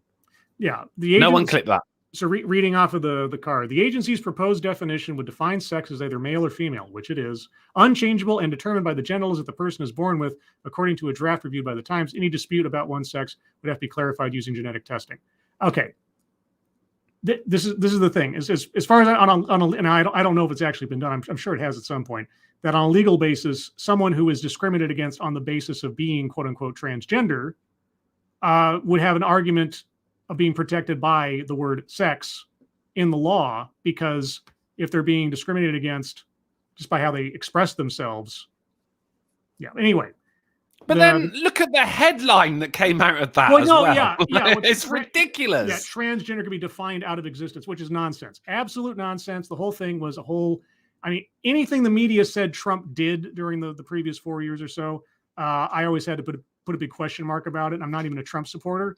But yeah, so this was the argument for Congress to revise civil rights law and add in new language. As far as I know, they still haven't done that. I think they should, just to make sure that there's no loopholes for people to take advantage of because they're jerks. So anyway, again, and as he stated, several states have already taken steps of their own to revise their state constitutions to include such language. So it's effectively moot, but for the sake of not giving anybody any room to maneuver, I think the federal law should be revised. But anyway, moving on. The agency's proposed definition would define sex as either male or female, unchangeable, and determined by the genitals that a person is born with. Mm-hmm. Anybody who's involved with the birthing process can tell you that is not as straightforward as it sounds. Anybody can tell me that? Really? Anybody?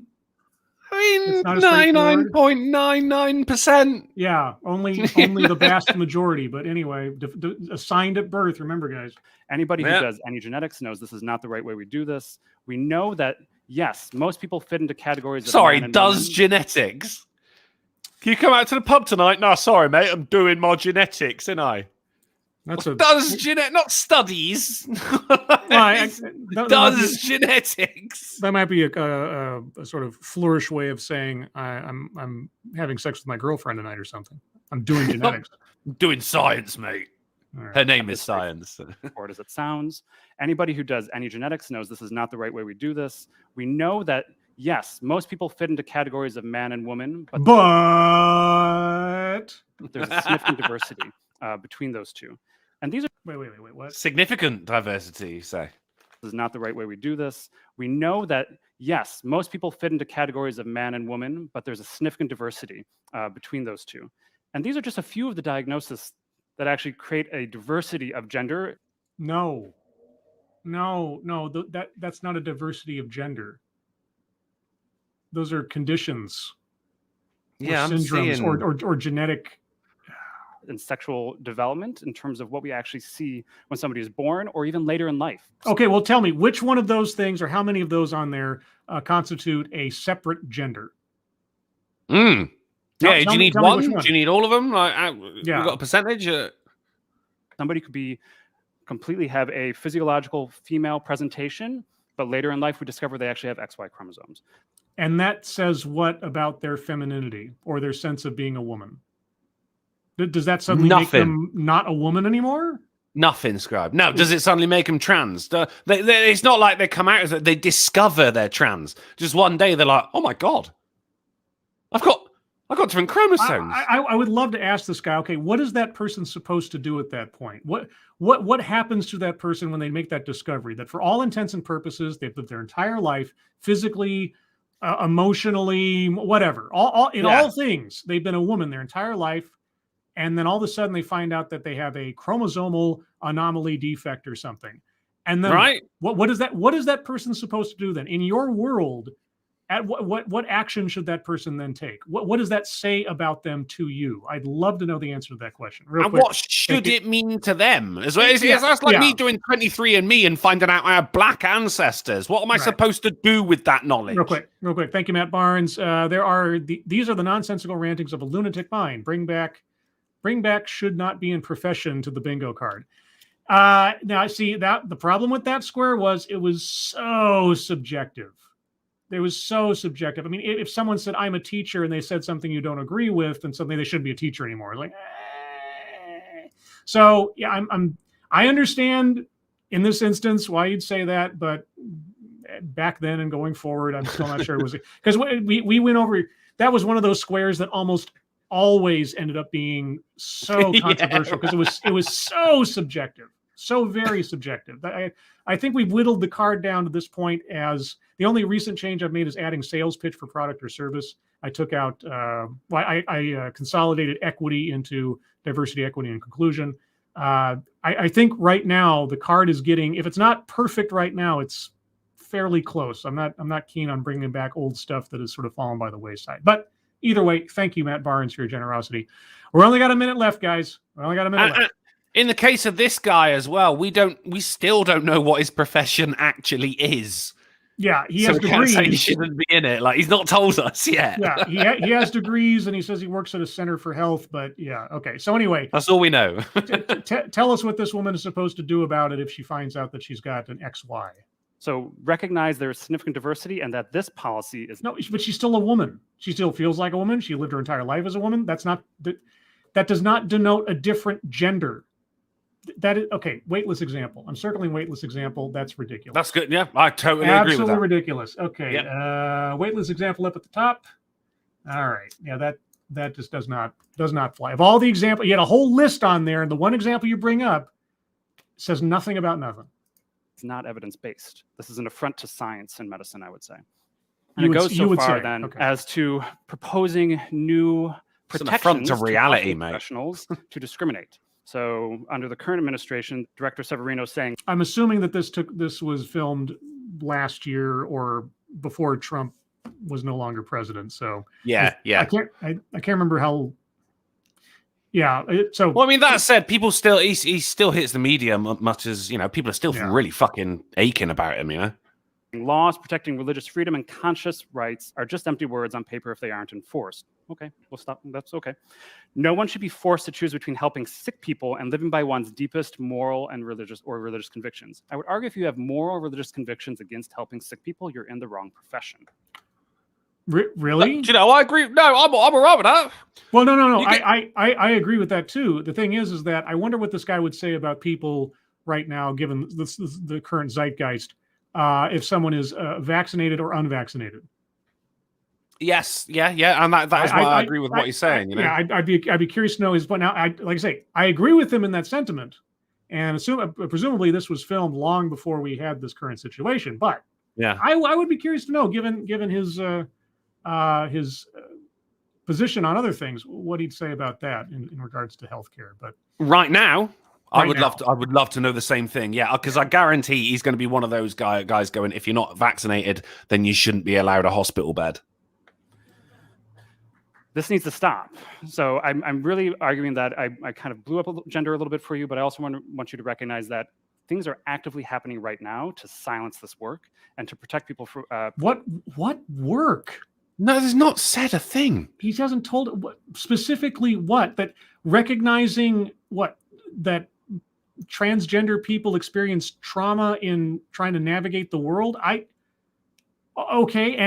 helping them in whatever ways they need to do it, or are you talking about medical discrimination on the basis of someone being transgender and fighting back against that? Well, okay, I'd be on the same page with that. But I'm guessing, I'm filling in the blanks for you. You haven't said what work you're doing. He's left out some vital context. Oh, yeah. No, I've already circled that one, but okay. Well, circle it again, man, because he has left out a lot of vital context. Deliberately harming our patients. We at Center for Transgender Medicine and Surgery here at Boston Medical Center will be... Okay, yeah. Sales pitch for product or service. So, that's 3 times too many. Yeah. Okay. Loving the signs as well, eh? Everyone's smiling in this one. We couldn't tell on the last one because they all had stickers on their mouths. # won't be erased. Or, anyway. Hyperbole wins the day, I suppose. Here at Boston Medical Center, we've been part of a number of public campaigns. This was part of that one around definitions. We're doing our best to not be erased, and I'm really hoping you can help us do the same. There is a significant diversity out there, and I think medicine has long recognized it, and we're doing better by it. Help us make sure that everybody else is as well. Because you just implied that everything's terrible and it'll be terrible forever. Why do they never include the questions? I want the question. I don't know. Here's the thing. Having never seen an unedited TEDx event, I don't know that they ever do a Q&A section. I hope they would, because if I ever attend one of these things and I end up listening to a talk that doesn't make any sense, I'd love to have the opportunity, but I don't know that they actually ever do. They probably don't do that because it's TED, not TED. It's TEDx, not TED. So it's like, it all depends. You're not here to learn, you're here to listen. All right, so going to the bingo card, Drunken and I will go over it one more time, guys, and then we'll go to you guys. So if you guys think you have arguments for squares to be circled, wait, we might circle the square you're thinking of, and then we'll see where we end up. So first and foremost, anecdote that probably never happened. It's still all right. We're leaving that one blank, to be honest. Yeah, mate. It's rough because he was so vague and nothing that he said sounded completely outside the realm of possibility. So now if somebody has an argument, elsewise, just hold on to it. Benevolent condescension. Not really. I mean, you could argue the whole thing was. Yeah, I mean, I might need somebody in the chat to. But like, I don't think it's condescending if he always talks like that. Yeah. Okay, well, we'll leave that one sitting for a minute. Self-vilification or wretchedness? No, he was not. I mean, he was playing the victim, but he wasn't saying that he was a part of the problem. And that's what you see sometimes with people who go up there and promote white fragility or white supremacy, and they're a white person, say, like, as a white person, I need to recognize it. He wasn't doing anything like that. No. Feminism. No. I mean, lesbianism. Yeah. And again, guys, just because someone brings up patriarchy does not ipso facto mean they're also mentioning feminism. We've already circled that one, Scribe. Got to give me something a bit more than that. Now, maybe there's an argument in there, but he didn't, strangely enough, he didn't spend time that much on the disparities in gender power so much as just gender identity. So privilege, he never said the word, but he did talk a lot about being a cis white male and effectively being the man. Well, the thing is, if he's doing the playing the victim thing, then he's automatically doing the privilege thing, isn't he? Not necessarily, but see, he brought up the fact that he said, I'm a cis white male, and he said, I'm one step away from being the man, which is if he was a heterosexual. So in that sense, he was also talking. I think I can safely say that he was talking about white male, straight white male privilege. In some ways, I don't know. I think that is more of a playing the victim thing than privilege. I know I'm going against what I just said there, but he was talking about himself as opposed to everyone else. Okay. All right. No. Let's look. Okay. Chat. It'll be up to you. Microaggressions, unconscious bias. Well, I mean, now the implication is that I think it's safe in saying this, that for whatever else he was not defining, he was at least implying, if not sort of saying, that people who are either gay or transgender are being given different or lesser health outcomes based on that because of disparities in healthcare or health attention. So having an unconscious bias or just a bias in general, microaggression, I think that's implied in the whole thrust of his movement. That sound decent? It does. I just don't like it. Well, no, I didn't say I liked it. I just said it wasn't present. Was it an element present in the presentation? That's the. No, I feel it. Yeah, I mean, the whole thing was about unconscious bias, wasn't it? Just as a note, the bingo card is not a vote in favor of any of these things. It's just, was it present in the presentation? It's the only question. I mean, I think it was there in the same way that I saw the what was it, Sarah Bramblett TED Talks. I did a video on them a very long time ago, and she was like practical joke fat. And she was talking about how whenever she goes to see the doctor for whatever ailment, then they'll always ask about her weight first. Right. And it's like, of course they do. You're the size of a planet, Right. But it wasn't unconscious bias. That was the doctor doing their job. But she is saying it was unconscious bias. She thought it was. And I'll tell you what, mate, when they tried to weigh her, they said, actually, the scales don't go this high. And she had to go to a junkyard to get weighed. So that definitely wasn't it. That was fucking conscious bias, if anything, I mean? Wage gap. No, he never talked about economic disparities at all. So can't settle that one. Mind reading assumes motives. Yes, because when he said, this is what transgender people think, etc. Yeah, and not just that, but his person on the curriculum, his professor, said your work is superficial, clearly because he was gay. Right. Not because it was shit. Attempt to coin new buzz phrase. I didn't pick up on anything. He never said that presidential form thing again. It was just a remark at Trump, so I don't think so. Quite refreshing for a TED Talk as well, right? Well, that to not happen. Well, it's new buzzwords. Hearing buzzwords is common. Whether it's something that they're trying to coin is new, that's different. Marginalization. I think that's pretty much in aggregate applied, or that. I think that counts in talking about the assigned at birth, all of these variants in gender, they're not being recognized, they're not being treated fairly in the healthcare but if you're system. going to do that for this one, you're going to have to end up circling it for pretty much every TEDx talk, because that's what they're all about. Not necessarily. If I'm doing one on restorative justice or cash bail disparities, or there's a whole bunch of TEDx's that doesn't necessarily apply to. Okay. Trust me, I'm kind of an expert at this by now. I trust you, man. I trust you. Contradicts own point or argument. Now, I'm not quite sure I know what his point was, because he never specified what it is he was arguing for necessarily. Like recognition that there are people who have gender identity issues or expressions, or people that are physiologically not 100% no deviation from center male and female. I mean, you don't need to convince me that such things and such situations and people exist. So what was the point? That this needs to be taken more seriously? What? You never said. So I will bring up what I said at the beginning about when he brought up the gender unicorn, was that you watch, he will mix up sex and gender. His whole point was sex, biological sex, is biological, it's in your body, and gender is in your mind. And he did. Did. I mean, sex assigned at birth for one. Yeah. Okay. Yeah, you're right. Okay. That kind of covers it. All right. Trust me, mate. I'm kind of an expert. No, systemic institutional. I see when he talked about society thinks this way and everything. This is the point in the show, guys, where I'll take things on aggregate or implication if they're strong enough. And so I think more often than not, when he's talking about the school would not accept us, or my peers would not accept us, or society at large, that counts. So I'm going to circle systemic institutional. That's fair. I agree. Let's see and update that. White supremacy. Now, this comes back to the thing where he said, like, I'm a cis white male. I'm one step away from being the man. Is that enough to because he never said the phrase, and except for those couple of mentions about race in reference to himself. Yeah.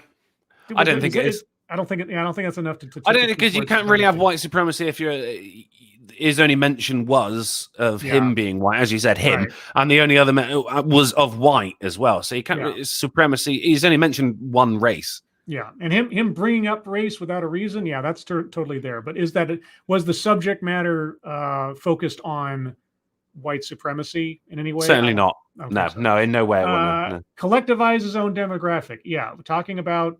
I mean, I'm assuming he is gay because he came out. He did say, he said about his husband, and saying how everybody is this and everybody is that, and monolithing everything. So I have no problem circling that one. I'd be happy to circle it, considering he went on about, what was the word, superficial, and 10 years later, he still felt traumatized by it. Right. Therefore, his work was based on other people who must feel the same way because they're gay. It totally is circled. Okay, so that's where we're at, guys. No bingo so far. The keystones for a bingo or two are going to be. I could see where there'd be room for argument on one in particular, but I'll leave that for you guys. So if you guys have any arguments, do just lines, or do you do the four corners as well? Just lines. Okay. Yeah, well, actually, no, that would be fine because if I may, benevolent condescension. Mm-hmm. That cartoon. Oh, women are from Mars, men are from Venus. Yeah. Everyone in the chat is just like, well, in the minds are going, God damn, I wish he spoke about white supremacy. We'd be on to a high score right now. Oh yeah, we'd have a double right there. Well, I can't really argue with that. Bingo. What? Of course. We have our first bingo. Wow. Wow. Oh, what you mean? Wow-wee! Wow! Wow! Yes. So we got our first bingo, ready. Guys. Oh yeah, no, I got my whole soundboard thing set up here, so I'm good to go. All right, guys, so we have our first bingo. Now the question is: are there any arguments for squares to be circled that'll get us to another or more bingos. Put them in the chat now. Be sure to tag me in your comments so that I can distinguish it from everything else. I'm going to scroll up a bit because people are already putting stuff in there. Hammond Bean, Scribelight, he said he came from a family of ex-army lumberjacks that were in biker gangs. Anecdote that never happened. I would have to know that his father wasn't actually any of those things, and I don't. So family anecdote, childhood family, sure. I would have to have some idea that, because like my father was a military veteran, police officer, sales. I mean, whole bunch of things. They list off a whole bunch of things, vocations or interests that my father has taken part in over the course of his life. And some of them are so far apart from one another that you would think that this doesn't make any sense, but it does. And so I can believe that all those things are true without evidence to the contrary. And nothing in the present.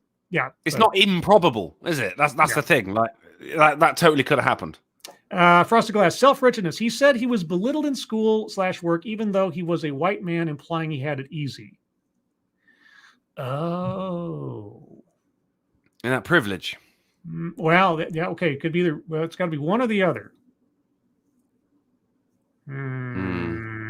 That swings to me more privilege than vilification or wretchedness. Yeah, and it is a good argument. Yeah. Okay. No, you're right. No, that I will accept that. And now, Drunkle, just to keep just one thing in mind, if we are arguing over a square that will make a bingo, that is where the standard of argument has to be very, very high. Understood. Yeah. You got to have to make a really, I mean, for something that's just like a square off the side, whatever, it's like, oh, okay. But if it's for the last one, if it's the keystone to a bingo, it's got to be a really good argument. Yeah. Okay, moving on. Let's see. Do I see anything else? Number of pages. Yeah, we talked about that. Mystery, vagueness in anecdote is often a sign of an anecdote that didn't happen. That's why so many of us are pressing X to doubt. I get it. But here's the thing. It's like within the presentation, did he give enough suspicion that what he was saying was absolutely outside the bounds of reality? Like I said, usually it's the litmus test is the anecdote so perfectly crafted that it seems like it just can't be there, or they say something that's just so hyperbolic it's outside the realm of possibility. His father being all those things, again, a lumberjack who's also in a biker gang, I could believe it. Yeah, I mean, that's not even necessarily. Wasn't even in the Hell's Angels. He just rode around with a load of people on bikes. Yeah. He wasn't going out cooking meth and fucking bars up and getting into fights. He was. It's just like, I mean, that happens. And who better to do that than a lumberjack? They're big people. Hammond Mean says, my comment was a little tongue-in-cheek. There are no army lumberjacks. He just phrased it extremely. Oh, I see. Okay. I get what you're saying. Okay. Yeah. I see. Well, I mean, no, there's the Army Corps of Engineers. They'll cut down a tree. Yeah. Yeah. It's like, hey, am I wrong? I don't think I'm wrong. Let's see. Contradicts is circled. Yes, we already got contradicts. Frosted Glass is arguing for circles already, or squares already circled. Just being thorough. Yep. Cherry Giggle says, play blackout bingo. Well, see, now it's happened once. There's one TEDx where all the squares were circled. Really? Oh yeah. Ooh. No, it's that was a big day. Oh no, it was a historical event. That lady covered legitimately every subject on the board in a, what was it, a 13, 14-minute talk or something. It was actually just, I mean, and I was really, if you listen to it, you can hear me as I'm going over this. I'm so like hesitant, like, am I sure about this? Because as I saw we were getting close to filling up the whole card, I was like, okay, guys, I really, really need you to keep me honest, kind of thing, because I don't want to just circle it to circle. It's got to be legit. And yeah, every time. And we finally had our big D-Day. I retired that card from service at that point. Yeah, it was a Full thing. house. It was a thing. Let's see, Mike R. Scribelight, reevaluate the bingo situation on the card. Did I miss one? Oh, crap. I did. Because privilege, when I circled privilege, do you know what happened when I circled privilege? We got a diagonal. Oh, my God. Oh, you're right. Won't somebody please? Bingo. B-I-N-G-O. Okay. Right? Wow! There you Wee! Wow! Wow! Wow! Wee! Wow! Wow! Well, you're right. I missed that. I was so caught up in everything else. There you go. We got two bingos. Two bingos.